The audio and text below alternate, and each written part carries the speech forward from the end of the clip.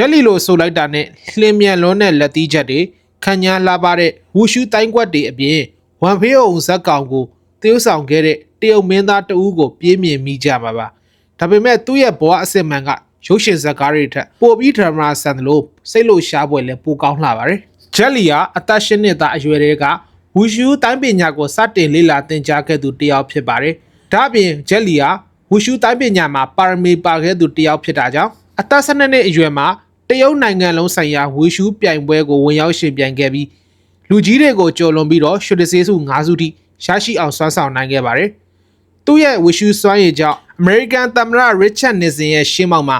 သူ့ရဲ့တိုင်းပညာကိုပြသခွင့်ရရှိခဲ့ပါတယ်။အဲဒီချိန်မှာအမေရိကန်သမ္မတနစ်ဆင်ကမင်းအရွယ်ရောက်ရင်ငါရဲ့တပ်တော်ဆောင်လုံမလားလို့မေးမြန်းရမှာတော့ဂျယ်လီကကျွန်တော်ကလူတဦးချင်းစီကိုကာကွယ်ပေးချင်တာမဟုတ်ဘူး။တရုတ်လူမျိုးတန်းပေါင်းများစွာကိုကာကွယ်ပေးချင်တာလို့ဖြေကြားခဲ့မှုကအခုချိန်ထိတရုတ်နိုင်ငံမှာလူပြောများနေစေဖြစ်ပါတယ်။ဝူရှူးပညာမှာကျွမ်းကျင်တယ်လို့မင်းသားဘောပါတဲ့ဂျက်လီဟာ1982ခုနှစ်မှာတော့သူ့ရဲ့ပွဲဦးထက်ရုပ်ရှင်ဖြစ်တဲ့ရှောင်းလင်းတန်ပေရုပ်ရှင်ကိုရိုက်ကူးပြသခဲ့ပါတယ်။အဲ့ဒီခေတ်တုန်းကတရုတ်နိုင်ငံမှာရုပ်ရှင်လက်မှတ်ဈေးနှုန်းတွေကအလွန်ဈေးသက်သာခဲ့ပေမဲ့ဂျက်လီကတော့သူ့ရဲ့ပွဲဦးထက်ရုပ်ရှင်လက်မှတ်တန်900ကျော်ကိုရောင်းချနိုင်ခဲ့ပြီးအောင်မြင်ခဲ့ပါတယ်။အဲ့ဒီစကားကြောင့်ဂျက်လီဟာတညာအတွင်းမှာကဘာကျော်မင်းသားဖြစ်ရပ်တည်နိုင်ခဲ့ပေမဲ့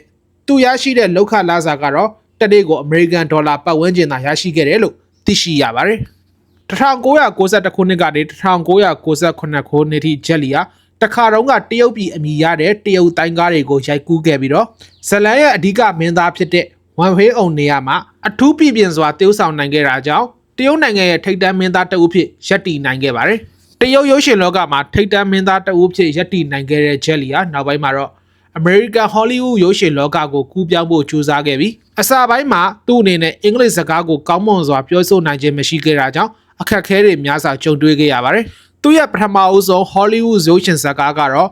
Let the Rapon 4ဆိုတဲ့အရှင်ရုပ်ရှင်ဇာတ်ကားတစ်ကားဖြစ်ပြီးတော့သူကဗီလေနီယာကနေအထူးသရုပ်ဆောင်ခဲ့ရပါတယ်။ဒါပေမဲ့ပြီးခဲ့တဲ့နှစ်အနည်းငယ်တွင်ကဂျက်လီဟာတန်ရက်ယောဂကိုခံစားခဲ့တာကြောင့်ရုပ်ရှင်လောကကနေအနားယူခဲ့ရတယ်လို့လူမြင်ကွင်းကနေပြတ်ကွယ်ခဲ့ရတာကြောင့်သူ့ရဲ့ပရိသတ်တွေကတော့ကျမ်းမာရေးအခြေအနေနဲ့ပတ်သက်ပြီးစိုးရိမ်ခဲ့ကြပေမဲ့သူကတော့ယောဂကြောင့်စိတ်သက်သာခြင်းမရှိဘဲဗုဒ္ဓဘာသာတရားတွေကိုအခြေခံပြီးကျမ်းမာရေးကုသမှုတွေပြုလုပ်ရမှာပြန်လည်သက်သာကောင်းမွန်လာတဲ့အတွက်လာမယ့်2026ခုနှစ်မှာဂျက်လီအနေနဲ့ရုပ်ရှင်လုပ်ငန်းတွေကိုပြန်လည်ရိုက်ကူးနိုင်ခြေရှိတယ်လို့သိရှိရပါတယ်